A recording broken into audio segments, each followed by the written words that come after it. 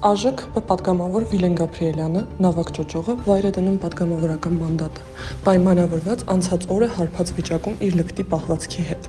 Հիշեցնենք, որ կիրակի օրը Գյումրու ավագանու ընտրությունների ժամանակ Վիլեն Գաբրիելյանը գտնվում էր Գյումրիում ոչ սթափ վիճակում։ Լրագրողների հետ զրույցի ժամանակ նա հայհոյել է իրենց եւ ցուցաբերել լկտի պահվածք, իսկ դրանից հետո չէր խոստովանում իր մեղքը եւ ներողություն չէր խնդրում։ Երեք ազգային ժողովում, երբ լրագրողները կրկին մոտեցան իրեն բարձաբանում ստանալու, նա հայտարարեց, որ իր մոտ լռության օր է, իսկ այսօր առավոտյան իր Facebook-յան էջում նման գրառում կատարեց։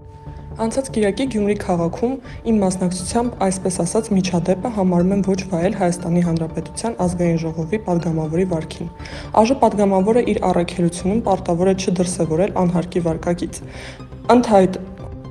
Ըստ այդմ բոլորից հետ հրապարակային հայցում եմ ներողություն եւ պաշտոնապես հայտարարում եմ, որ վայր եմ դնում ԱԺ պատգամավորի մանդատս, դիմումը այսօր սահմանված կարգով կհանձնեմ ԱԺ աշխատակազմին։